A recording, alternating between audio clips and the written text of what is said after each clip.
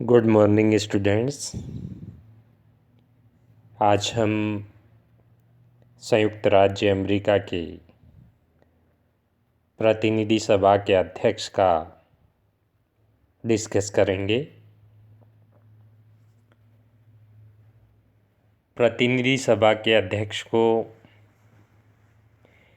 Speaker कहते हैं,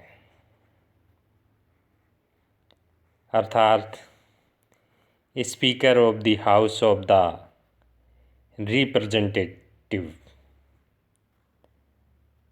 और यह पद अमेरिकी राजनीति में बहुत अधिक सम्मान और महत्व का है। प्रतिनिधि सभा का अध्यक्ष संयुक्त राज्य अमेरिका के राष्ट्रपति से दूसरे दर्जे पर समझा जाता है। यदि किसी विशेष परिस्थिति में वहाँ के राष्ट्रपति और उपराष्ट्रपति दोनों के पद खाली हो जाएं, तो प्रतिनिधि सभा का स्पीकर ही राष्ट्रपति पद को धारण करता है। राष्ट्रपति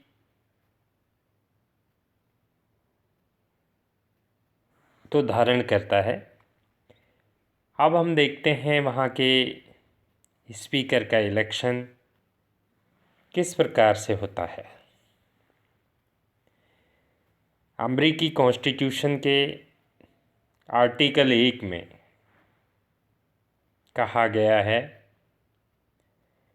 कि प्रतिनिधि सभा के सदस्य मेंबर सभा के सभापति व अन्य अधिकारियों का चुनाव करेंगे। प्रतिनिधि सभा प्रत्येक 2 वर्ष के बाद, अर्थात सभा के निर्वाचन के उपरांत, प्रथम सत्र में स्पीकर का चुनाव करती है। जनरली स्पीकर सदाही सदन में बहुमत वाले दल का प्रत्याशी होता है। स्पीकर का चुनाव बहुमत दल अपने कॉकस अर्थात अंतरंग सम्मेलन में कर लेता है।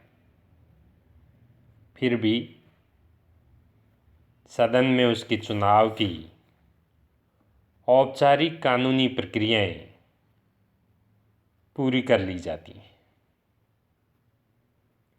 स्पीकर साधारणतया कोई अनुभवी और वरिष्ठ सदस्य होता है, किंतु व्यक्तिगत लोकप्रियता भी उसके निर्वाचन में हेल्पफुल साबित होती है। ब्रिटिश लोक सदन के स्पीकर का चुनाव हमने देखा कि प्राय सर्वसम्मति से होता है और वहाँ एक बार स्पीकर चुन लिए जाने के बाद सदैव स्पीकर के सिद्धांत का अनुसरण किया जाता है। परंतु यूएसए में स्पीकर का चुनाव सर्वसम्मति से नहीं वरन बहुमत दल के द्वारा किया जाता है। इस संबंध में अब यह परंपरा अवश्य स्थापित हो गई है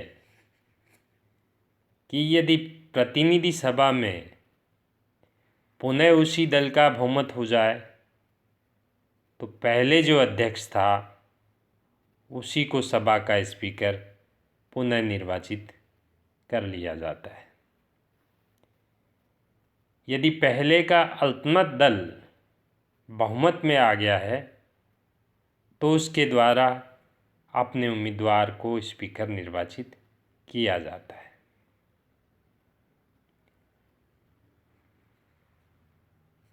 ये यहाँ के स्पीकर के इलेक्शन से संबंधित प्रक्रिया थी। अब हम प्रतिनिधि सभा के अध्यक्ष के पावर और फंक्शंस क्या होंगे उसके संदर्भ में डिस्कस करते हैं। America constitution assembly constitution building करते समय यह सोचा होगा कि विधि निर्माण के क्षेत्र में प्रतिनिधि सभा स्वयं ही अपना नेतृत्व कर लेगी। प्रारंभ में जनरल असेंबली में यानी प्रतिनिधि सभा में मेंबर्स की संख्या 65 थी और ऐसा होना संभव भी था, किंतु अमेरिकी संघ में नवीन राज्यों के प्रवेश और नवीन इकाइयों के प्रवेश से प्रतिनिधि सभा की मेंबर संख्या बढ़ने के साथ साथ यह बात संभव नहीं रही तथा यह स्पष्ट हो गया कि विधि निर्माण का कार्य भली भांति संपन्न करने के लिए सभा में नेतृत्व की आवश्यकता है। सेपरेशन और पावर पर आधारित अध्यक्षात्मक शासन व्यवस्था होने के कारण प्रेसिडेंट और उसका मंत्रिमंडल के द्वारा यह नेतृत्व किया नहीं जा सकता। अतः सभा में बहुमत दल के नेता का भार स्पीकर पर पड़ा और इस बात ने स्पीकर पद को अमेरिकी राजनीति में बहुत शक्तिशाली बना दिया।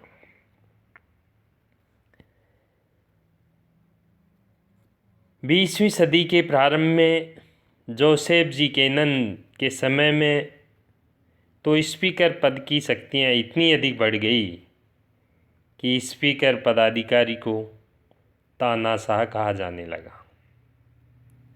इस समय स्पीकर रूल कमेटी का अध्यक्ष था और इसलिए सदन में उसी कार्य को प्राथमिकता दे सकता था जिस पर वह उचित समझे।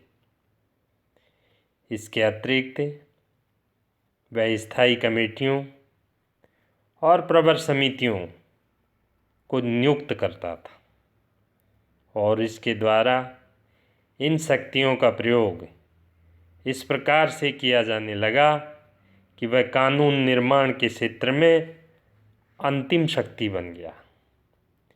इसके द्वारा अपनी इन शक्तियों के प्रयोग में मनमानी भी की जाने लगी। स्पीकर की इस मनमानी के विरुद्ध 1910 में विरोधी दल रिपब्लिक ने विद्रोह खड़ा कर दिया और स्पीकर के दल के ही कुछ सदस्यों ने भी इस विद्रोह में साथ दिया। उसे नियम समिति के अध्यक्ष पद पर से हटा दिया गया और स्थायी समितियां एवं प्रवर समितियों की नियुक्ति की शक्ति सदन के द्वारा अपने हाथ में ले ली गई। किंतु फिर भी स्पीकर के पावर बहुत महत्वपूर्ण हैं। उसके पावर एंड फंक्शंस को हम निम्न रूपों में समझ सकते हैं। सबसे पहला काम है उसका सदन की अध्यक्षता करना। वह प्रतिनिधि सभा की बैठकों की अध्यक्षता करता है। प्रतिदिन अपना आसन ग्रहण करने के बाद वह कार्य प्रारंभ करने की घोषणा करता है तथा उस दिन के कार्यक्रम क्या होंगे इस बात को वह तय करता है। उसे यह भी पावर प्राप्त है कि वह अपनी अनुपस्थिति में सदन की कार्यवाही चलाने के लिए 30 दिन तक किसी भी व्यक्ति को एडहॉक रूप से अध्यक्ष नियुक्त कर सकता है, अस्थायी अध्यक्ष नियुक्त कर सकता है। स्पीकर के रूप में वह सदस्यों को सदन में बोलने की परमिशन प्रदान करता है। स्पीकर की यह शक्ति बहुत इम्पोर्टेंट है और उसके द्वारा इस पावर का प्रयोग इस प्रकार से किया जाता है कि उसके सदस्यों को बोलने के अधिक अवसर प्राप्त हों। इस संबंध में उसके मार्गदर्शन हेतु सदन के कुछ निश्चित नियम भी होते हैं, रूल भी होते हैं। प्रतिनिधि सभा के अध्यक्ष का दूसरा महत्वपूर्ण काम हाउस में शांति बनाए रखना, सदन में व्यवस्था बनाए रखना एवं डिसिप्लिन बनाए रखना उसका महत्वपूर्ण दायित्व है। सदन में शांति, व्यवस्था और अनुशासन बनाए रखना स्पीकर का सबसे प्रमुख अधिकार और दायित्व है। यदि सदन में कोई भी उपद्रव, अव्यवस्था, अभद्र आचरण और अशिष्ट व्यवहार की स्थिति हो तो वह गैलरियों तथा सभाकक्षों को खाली कराने का आदेश दे सकता है एवं इस कार्य के लिए वह सार्जेंट की सहायता ले सकता है। अधिक अशांति उत्पन्न होने पर वह सदन की कार्यवाही को पोस्टपोन भी कर सकता है। यदि कोई मेंबर हाउस की कार्यवाही में अव्यवस्था उत्पन्न करता है, डिसिप्लिन को तोड़ता है, तो अध्यक्ष सदन को उस सदस्य के विरुद्ध एक्शन लेने के लिए कह सकता है। वह स्वयं किसी सदस्य को दंडित नहीं कर सकता। सदस्य को दंडित करने का कार्य पूरा सदन या वॉल हाउस ही कर सकता है। प्रतिनिधि सभा के अध्यक्ष का तीसरा महत्वपूर्ण कार्य है नियमों की व्याख्या करना।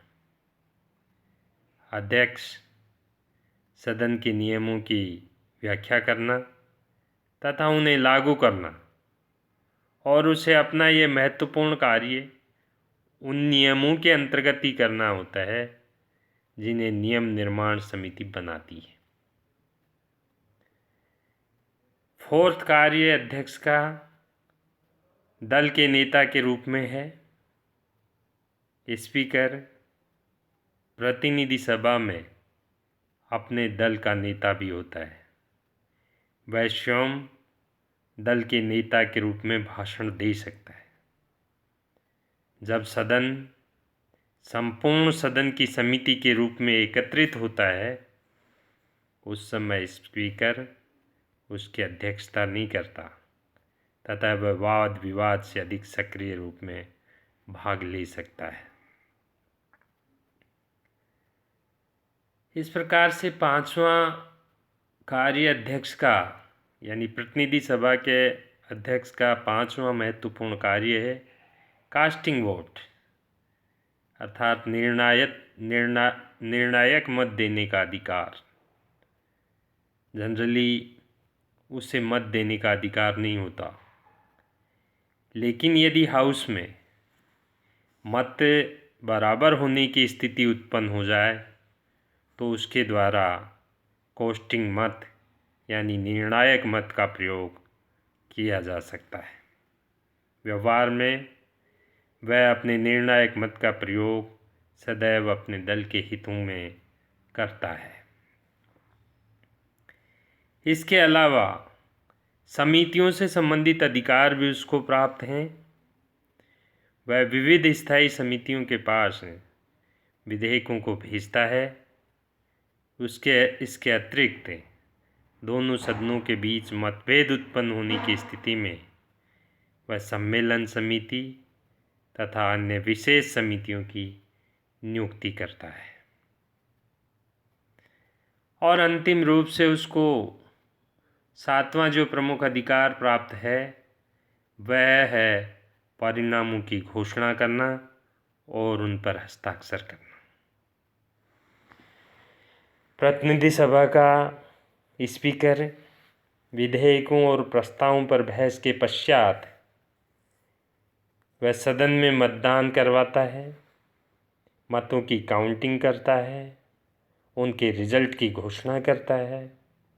वह सभी प्रस्तावों, लेखों, अधिपत्रों और विधेयकों पर हस्ताक्षर करता है। यह एक तथ्य है कि अमेरिका में प्रतिनिधि सभा का अध्यक्ष दलीय आधार पर फंक्शन करता है, यानी वर्किंग करता है, तथा व्यवहार में अध्यक्ष पद कभी अधिक शक्तिशाली रहा है तो कभी कम शक्तिशाली रहा। इस संबंध में फर्गुसन महोदय ने कहा है, स्पीकर पद कभी बहुत अधिक महत्व का और कभी साधारण महत्व का हो जाता है।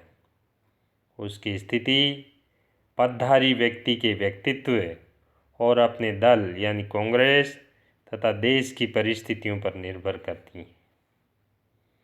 शक्तिशाली स्पीकर ने इस पद की सत्ता और सम्मान को उच्चतम स्तर पर पहुंचा दिया था, लेकिन कुछ स्पीकर पदाधिकारियों ने औपचारिक अध्यक्ष के रूप में कार्य करते हुए ही संतोष कर लिया है।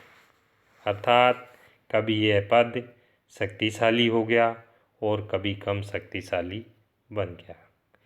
ये था अमेरिका के प्रतिनिधि सभा का अध्यक्ष का इलेक्शन और प्रतिनिधि सभा के अध्यक्ष के पावर और फंक्शंस। Thank you students.